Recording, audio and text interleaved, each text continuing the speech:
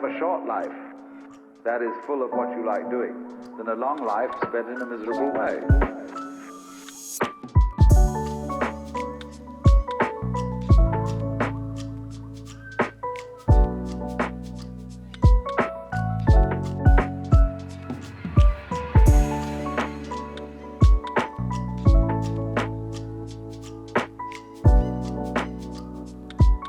Good morning, guys. We are going on a hike today.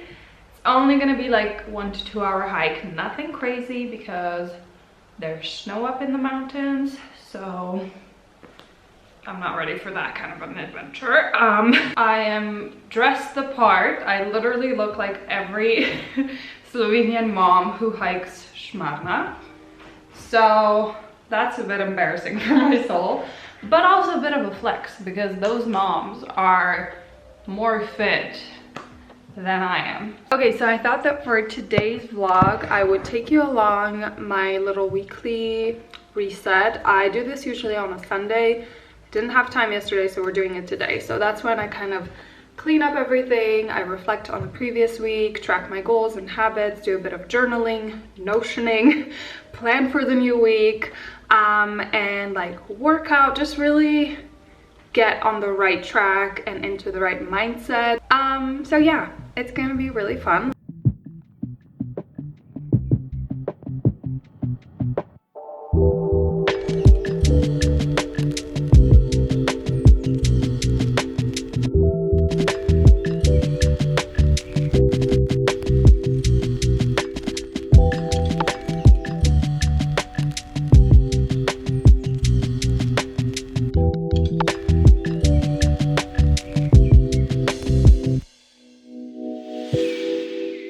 Alrighty guys, I have cleaned my kitchen. I've done some admin work. I was actually very productive and very quick.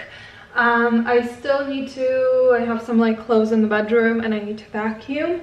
So we're gonna do all that before we get into this like reset, because I just like to have a clean space before I go into like emotionally and mentally resetting. But I am making matcha. So I get so many questions about my whole process of making matcha, so I thought I would quickly show you guys. So okay, so this is the matcha that I use. It's actually a matcha for cooking, but it's really good and it's cheaper. So this is like a more fancy way of doing it. It's not that necessary, but I have a little, whatever this is called, and then you can get one of these cute things or just a spoon, and I usually use like just a little teaspoon. I don't like it to be super strong.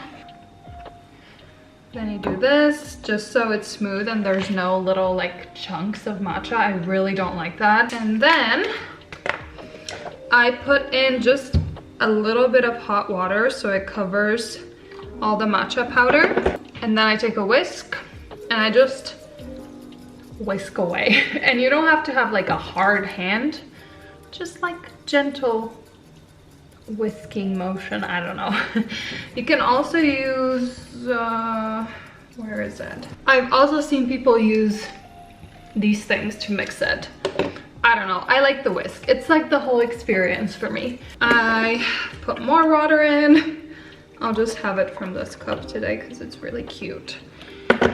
And then I foam some milk and I add it in.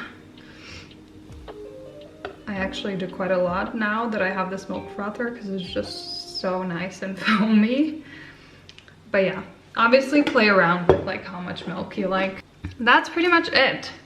So simple. I feel like matcha, it takes a bit of time to get used to the taste and then you love it. It's kind of like coffee, for most people at least. And if it's still not good, then maybe you should get a new matcha because they're really not all the same. I really like this one. There's a lot of great ones, but yeah, those are my matcha tips. I am not like a professional. This is just how I do it. So cheers. Better to have a short life that is full of what you like doing than a long life spent in a miserable way.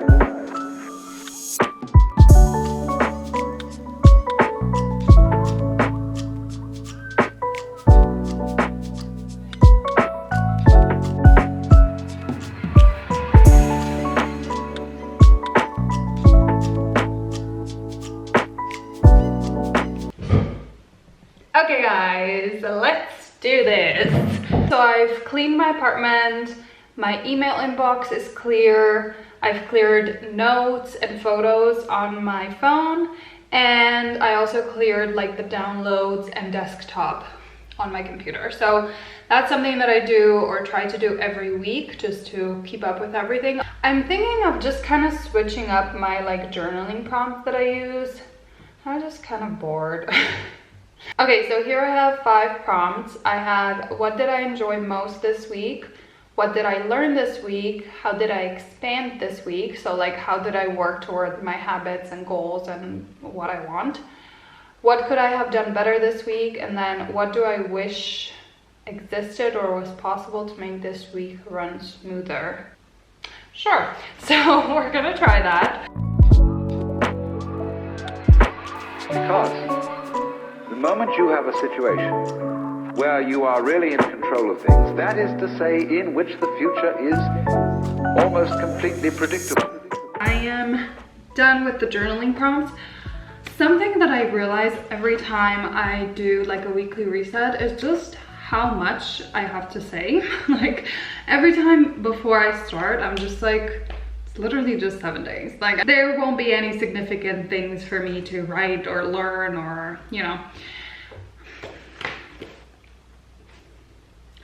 There's a lot. Even on like the most boring week, there's still so much to write. And I think I'm gonna change the last prompt, which is like, what do I wish existed or was possible to make this week run smoother? So I'm gonna replace that with I'm moving towards, because I feel like that's just more positive and more motivating.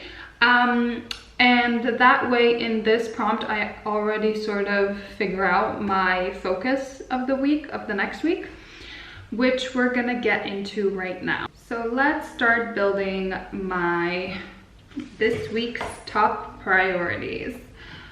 Okay, so I'm gonna write, put workout routine in place and start building the habit. That makes sense, sure. Something I didn't do last week but was on my priority list is to figure out what I want to do at school. I don't know if I want to actually do it this year. And I feel so bad saying that because it's like, I said I was going to do something and now I'm like giving up.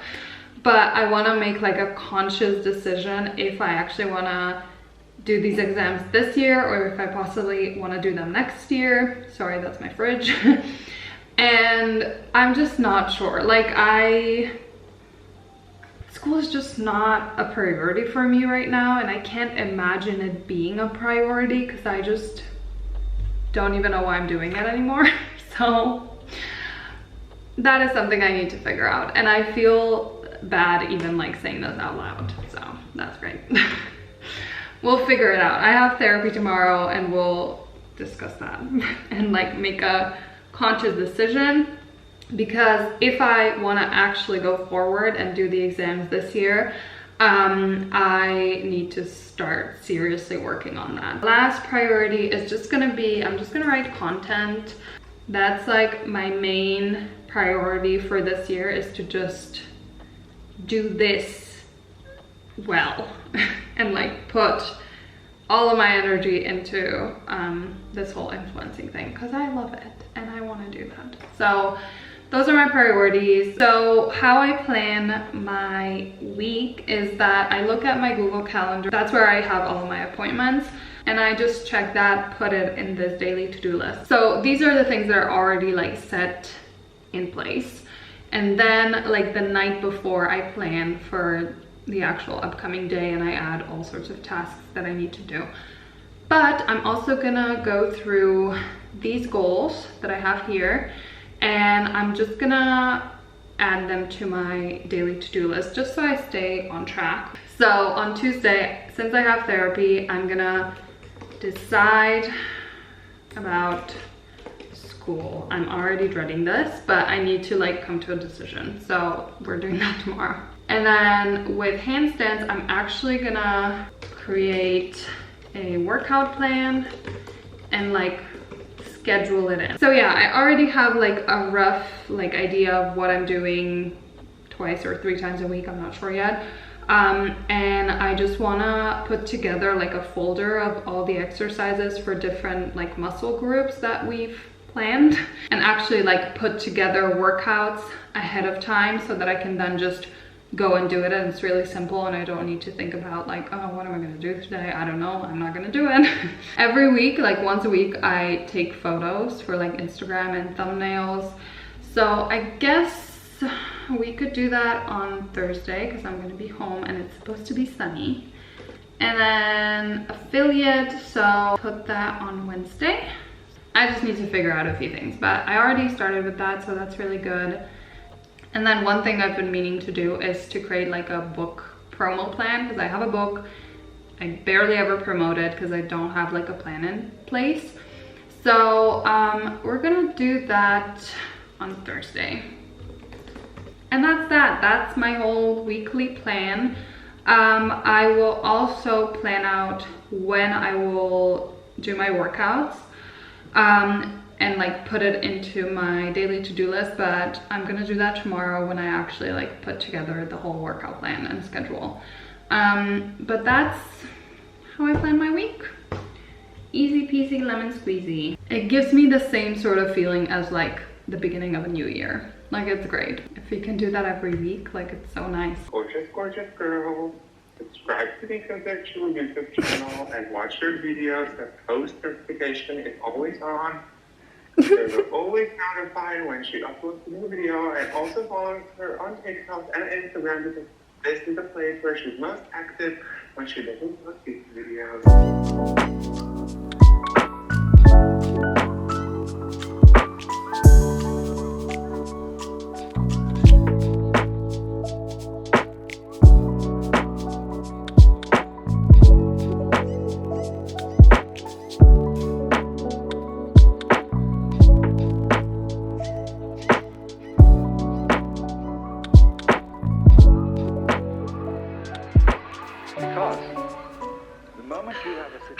So a few hours later, I had a nice little FaceTime chat. I did some work, I made some lunch, and now I've just been relaxing a little bit.